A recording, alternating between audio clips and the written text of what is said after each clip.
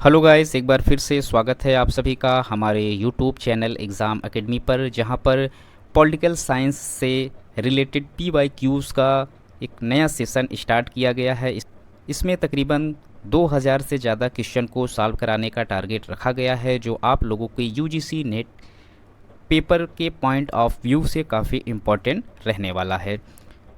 तो आप लोग इस वीडियो का जो पीडीएफ रहेगा वो भी आप लोगों को मिल जाएगा हमारे टेलीग्राम चैनल पर, जिसका लिंक आप लोगों को वीडियो के डिस्क्रिप्शन में मिल जाएगा। आप लोग वहां से जाकर इसका पीडीएफ डाउनलोड कर सकते हैं, या फिर टेलीग्राम पर जाकर आप लोग political science net achiever search करके भी हमारे चैनल को ज्वाइन कर सकते हैं। तो गाइस, वीडियो को स्टार्ट करने से पहले जो लोग चैनल पर नए हैं, कृपया चैनल को सब्सक्राइब कर दे, लाइक कर दे और शेयर कर दे, ताकि आप लोगों को इस तरीके का वीडियो टाइम टू टाइम मिलता रहे। तो गाइस, वीडियो को स्टार्ट करने से पहले आप लोग चैनल को सब्सक्राइब कर दे। तो चलिए स्टार्ट करते हैं आज का ये सेशन।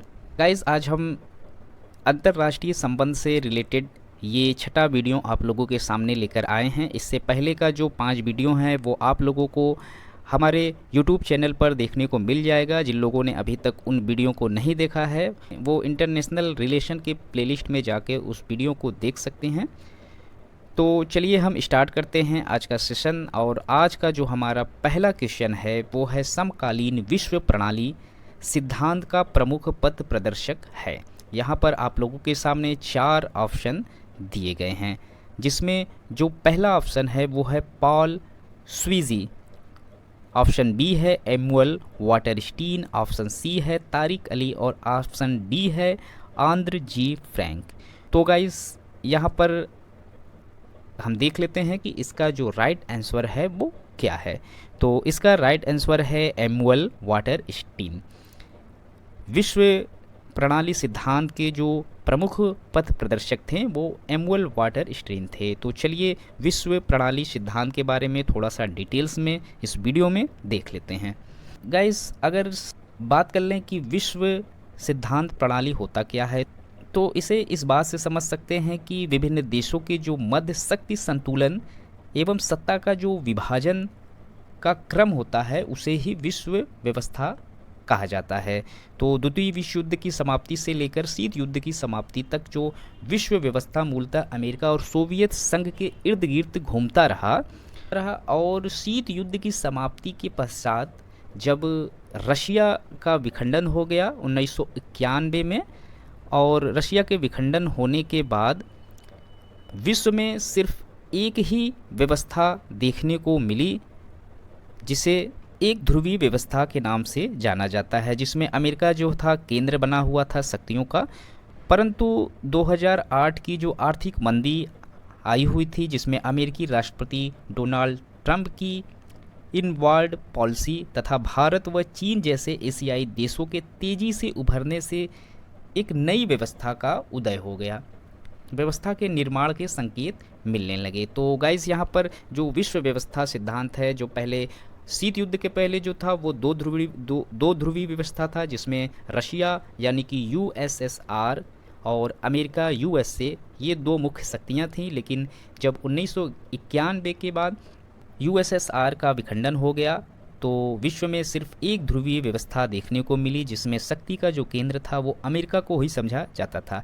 लेकिन 2008 के बाद से जो आर्थिक मंदियाँ हुई और भारत और चीन का जो एशियाई देशों में जिस तरीके से विकास हुआ, उसके बाद से देखने को एक नई व्यवस्था का संकेत आप लोगों को देखने को मिल रहा है, जिसे नई विश्व व्यवस्था या फिर बहुध्रुवीय व्यवस्था के रूप में देखा जा रहा है। बहुध्रुवीय व्यवस्था उसको समझ सकते हैं जहाँ बहुत सी शक्तियाँ उभरती हैं, जहाँ बहुत सी शक्तियाँ होती हैं, किसी एक शक्ति का वर्चस्व नहीं होता, जिसमें शक्ति का जो केंद्र है वो कई लोगों के हाथों में रहता है। तो चलते हैं अगले क्वेश्चन पर।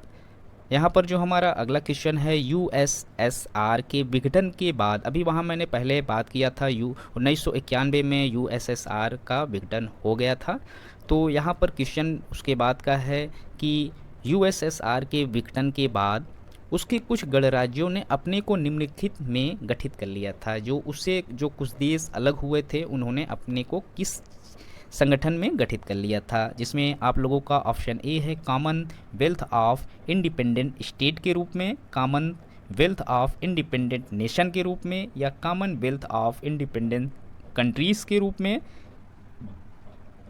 ऑप्शन डी है कॉमनवेल्थ ऑफ इंडिपेंडेंट रिपब्लिक के रूप में। तो यहाँ पर आपके ऑप्शन हैं, ऑप्शन ए है Commonwealth of Independent State, option B है Commonwealth of Independent Nations, option C है Commonwealth of Independent Countries, option D है Commonwealth of Independent Republic.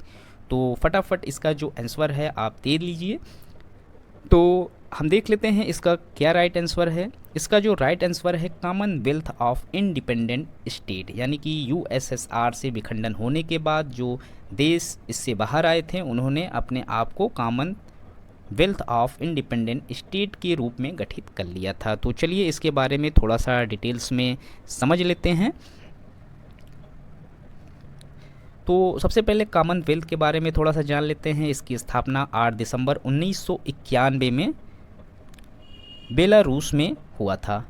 Commonwealth of Independent state, जिसे स्वतंत्र राष्ट्रमंडल या फिर रूसी राष्ट्रमंडल भी कहा जाता है, इसके अंतर्गत आने वाले जो राष्ट्र हैं वो सोवियत संघ यानी कि रूस के विखंडन के परिणाम स्वरूप जो अस्तित्व में आए थे वही देश इसके अंदर सम्मिलित हुए थे।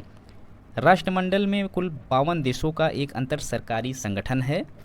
ये ऐसे देश हैं जो पूर्व में ब्रिटेन के उपनिवेश रह चुके हैं। यह संगठन सदस्य देशों की आम सहमति से संचालित, ये जो संगठन है वो इसी संगठन सदस्य देशों के आम सहमति से संचालित होता है तथा राष्ट्रमंडल का जो सचिवालय है वह गैर सरकारी संगठन के माध्यम से संगठित होता है। इसके अंतर्गत दुनिया के लगभग 1/3 आबादी और विभिन्न जाति, धर्म, भाषा और आय से संबंधित लोग शामिल हैं। तो चलिए अगले क्वेश्चन पर चलते हैं। हमारा जो अगला क्वेश्चन है वो है संयुक्त राष्ट्र सुरक्षा परिषद में रूस को अस्थायी सदस्य उसकी किस योग्यता के आधार पर दी गई थी। क्वेश्चन एक बार फिर से समझ लेते हैं कि संयुक्त राष्ट्र सुरक्षा परिषद में रूस को अस्थायी सदस्य उसकी किस योग्यता के आधार पर दी गई है। ऑप्शन ए है विश्व में द्वितीय सर्वाधिक शक्तिशाली देश, ऑप्शन बी है पूर्व सोवियत यूनियन का उत्तराधिकारी राज्य, ऑप्शन सी है क्षेत्र के संबंध में विश्व में सबसे बड़ा देश, ऑप्शन डी है विश्व में सबसे प्राचीन सभ्यता। तो चलिए देख लेते हैं कि संयुक्त राष्ट्र सुरक्षा परिषद में रूस की स्थायी सदस्यता का कारण क्या है। तो आप लोगों का जो आंसर है वो है पूर्व सोवियत यूनियन का उत्तराधिकारी राज्य होने के कारण रूस को संयुक्त राष्ट्र सुरक्षा परिषद का अस्थायी सदस्य बनाया गया था। तो चलिए थोड़ा सा संयुक्त राष्ट्र सुरक्षा परिषद के हिस्ट्री के ऊपर डिटेल्स में देख लेते हैं। तो सुरक्षा परिषद की जो स्थापना है वो 1945 में संयुक्त राष्ट्र चार्टर द्वारा की गई थी। यह संयुक्त राष्ट्र के 6 प्रमुख अंगों में से एक है। तो गाइस यहाँ पर आप लोगों को बता दूं कि संयुक्त राष्ट्र के 6 प्रमुख अंग हैं, जिनमें से एक सुरक्षा परिषद है जो काफ़ी इम्पॉर्टेंट संगठन है, जो काफ़ी इम्पॉर्टेंट इसका अंग है। तो यहाँ पर देख लेते हैं कि संयुक्त राष्ट्र के जो 6 संगठन हैं वो कौन कौन से हैं। तो संयुक्त राष्ट्र महासभा, ट्रस्टीशिप परिषद, आर्थिक और सामाजिक परिषद, अंतर्राष्ट्रीय न्यायालय और सचिवालय, और जो छठा है वो सुरक्षा परिषद है। कुल मिलाकर 6 परिषद या 6 अंग के संयुक्त राष्ट्र संघ के माने जाते हैं, जिसमें संयुक्त राष्ट्र महासभा, ट्रस्टीशिप परिषद, आर्थिक और सामाजिक परिषद, अंतर्राष्ट्रीय न्यायालय और सचिवालय इसके प्रमुख अंग है। यह मुख्य तौर पर अंतर्राष्ट्रीय जो सुरक्षा परिषद का जो मुख्य कार्य है वो अंतर्राष्ट्रीय शांति और सुरक्षा बनाए रखना और उसके लिए उत्तरदायी रहना। इसका जो मुख्यालय है वो न्यूयॉर्क में स्थित है। सुरक्षा परिषद में कुल 15 सदस्य होते हैं, 5 अस्थायी सदस्य और 2 वार्षिक कार्यकाल हेतु चुने गए 10 अस्थायी सदस्य। इसके जो अस्थायी सदस्य हैं वो हैं संयुक्त राष्ट्र अमेरिका, रशिया, फ्रांस, चीन और यूनाइटेड किंगडम।